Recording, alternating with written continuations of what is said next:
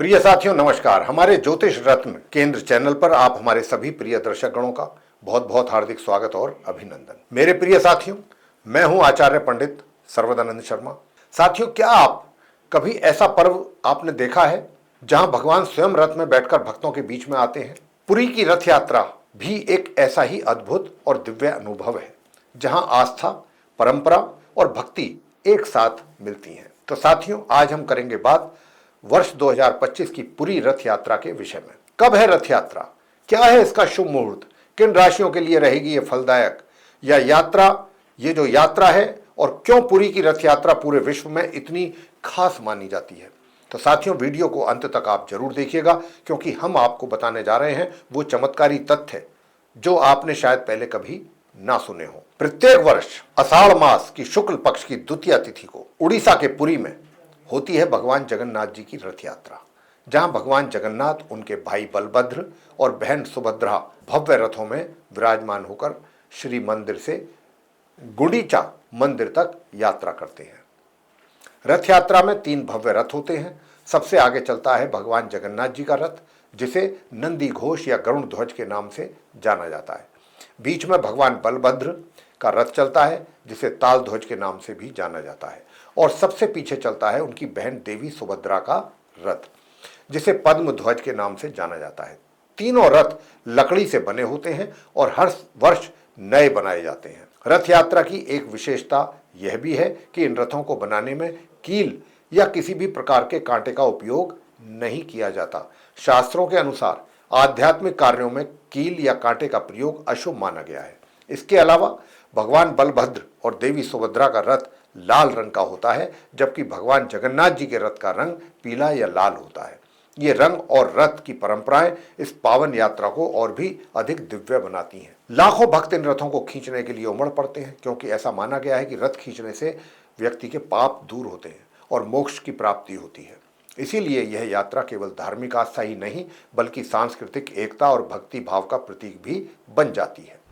तो आइए अब रथ यात्रा 2025 की तिथि और शुभ मुहूर्त से भी आपको कराते हैं अवगत। इस वर्ष पुरी की रथ यात्रा का आयोजन 27 जून 2025 दिन शुक्रवार को होगा। शुभ मुहूर्त की बात अगर हम करें तो पूजा का शुभ मुहूर्त प्रातः 9:30 बजे से यानी कि 9:30 से लेकर दोपहर 12:30 तक रहेगा। इस दिन भगवान श्री जगन्नाथ, भगवान बलभद्र और देवी सुभद्रा को रथ में विराजमान कर गुंडीचा मंदिर तक ले जाया जाएगा।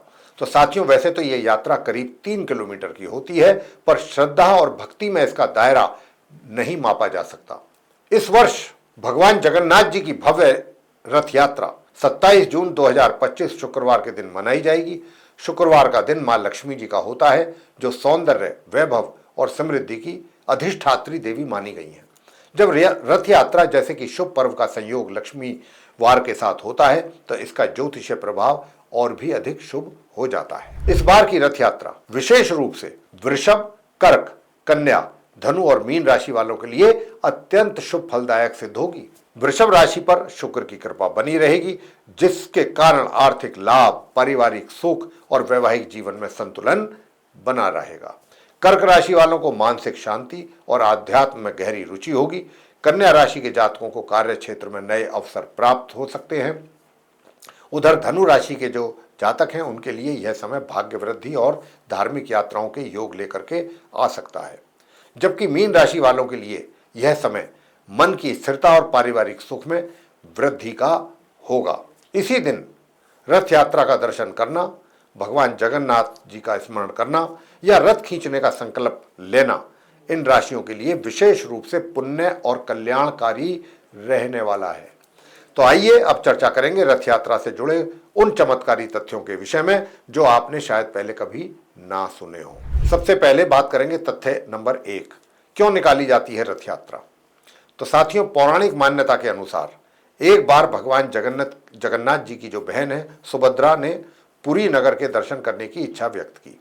भगवान जगन्नाथ जी ने अपने बड़े भाई बलराम जी के साथ मिलकर सुभद्रा को रथ पर बैठाया और तीनों भाई बहन नगर भ्रमण के लिए निकल पड़े। इस यात्रा के दौरान वे अपनी मौसी के घर, जिसे गुंडीचा मंदिर कहा जाता है, 7 दिनों तक रुके। तभी से यह परंपरा आरंभ हुई और हर वर्ष आषाढ़ शुक्ल पक्ष की द्वितीय तिथि को भगवान जगन्नाथ और बलभद्र और सुभद्रा की रथ यात्रा निकाली जाती है। यह यात्रा न केवल भक्तों के लिए दर्शन का अवसर है, बल्कि यह दर्शाती है कि भगवान भी अपने भक्तों के बीच आकर के उनका सुख दुख साझा करते हैं। दूसरा तथ्य क्या है, वो है यात्रा से पहले भगवान जगन्नाथ क्यों पड़ते हैं बीमार। जी हाँ, भगवान जगन्नाथ जी के बीमार पड़ने की कथा उनके भक्तों के लिए एक गहरा आध्यात्मिक संदेश लिए हुए है। प्रत्येक वर्ष रथ यात्रा से पहले ज्येष्ठ पूर्णिमा के दिन भगवान जगन्नाथ, बलभद्र और देवी सुभद्रा को शाही स्नान कराया जाता है। इस स्नान को स्नान यात्रा कहा जाता है, जिसमें भगवान का 108 कलशों से जल अभिषेक किया जाता है। तो इस विशेष स्नान के बाद भगवान को सर्दी लग जाती है और भगवान बीमार हो जाते हैं। इसके बाद शुरू होता है अनवसरा काल, जो लगभग 15 दिनों तक चलता है। इस दौरान भगवान विश्राम करते हैं और आम भक्तों को उनके दर्शन नहीं होते। इस अवधि में माना गया है कि भगवान जगन्नाथ नरसिंह रस और आयुर्वेदिक औषधियों का सेवन करते हैं और उनकी सेवा केवल विशेष सेवकों द्वारा की जाती है। यह एक ऐसा समय होता है साथियों कि जब भक्त भगवान के स्वास्थ्य लाभ की प्रार्थना करते हैं, जैसे कोई अपने परिवार के सदस्य की चिंतन करता है। यह परंपरा यह दर्शाती है कि भगवान भी अपने भक्तों की तरीके से व्यवहार करते हैं और वो बीमार भी पड़ते हैं और फिर स्वस्थ होकर रथ यात्रा पर निकलते हैं। यही मानवता और भक्ति का सुंदर मिलन है जो भगवान जगन्नाथ जी को विशेष बनाता है। अब आते हैं तथ्य नंबर 3 पर कि पुरी की रथ यात्रा क्यों है इतनी खास। साथियों, भारत में कई स्थानों पर रथ यात्राएं निकाली जाती हैं, लेकिन उड़ीसा के पुरी नगर की रथ यात्रा को बहुत ही विशेष माना गया है। इसका कारण है कि यह रथ यात्रा वह एकमात्र यात्रा है जहां भगवान स्वयं अपने रथ में विराजमान होकर भक्तों के बीच जाते हैं। यह दृश्य किसी पर्व से अधिक एक दिव्य अनुभूति का अनुभव कराता है। सबसे विशेष बात यह है कि पुरी की रथ यात्रा में भगवान के रथ को आम जन खींचते हैं और यह सेवा किसी तपस्या से कम नहीं मानी जाती।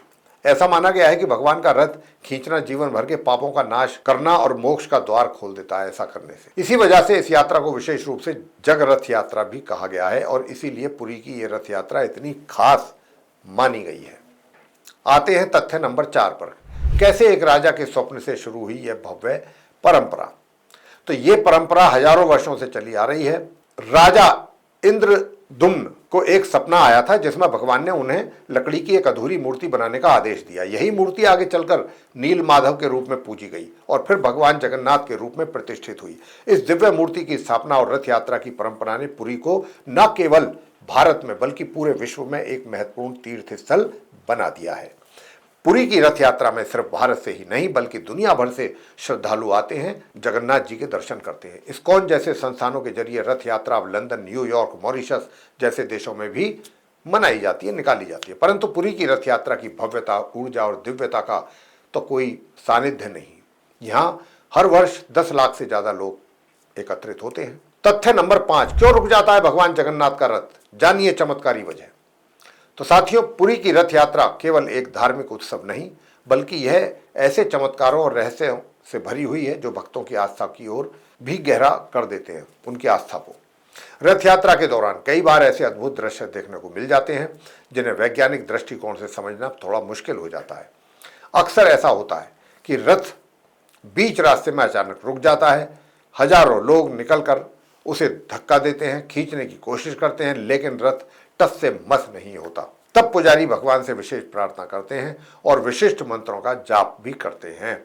जैसे ही मंत्रोच्चार आरंभ होता है, रथ स्वतः ही आगे बढ़ने लगता है। यह दृश्य हर बार श्रद्धालुओं को भाव विभोर कर देता है। तो साथियों, ये थी जानकारी पुरी की रथ यात्रा 2025 की तिथि, शुभ मुहूर्त और उसके चमत्कारी रहस्यों के विषय में। हम उम्मीद करते हैं कि आपको ये वीडियो बेहद पसंद आई होगी। अगर वीडियो आपको काफ़ी पसंद आई है, उपयोगी लगी है, तो आप इस वीडियो को लाइक कर दें। चैनल को भी सब्सक्राइब अगर नहीं किया है तो उसको भी सब्सक्राइब जरूर कर दें और अपने मित्रों और परिवार के साथ इसको शेयर जरूर करें। कमेंट करके जरूर बताएं हमें कि आप इनमें से कितने तथ्यों के विषय में पहले से ही जानकारी रखते थे। तो अब हम सब हमारे जो दर्शकगण हैं उनसे इजाज़त लेंगे। अपना ख्याल रखिएगा। जय जगन्नाथ, जय माता दी।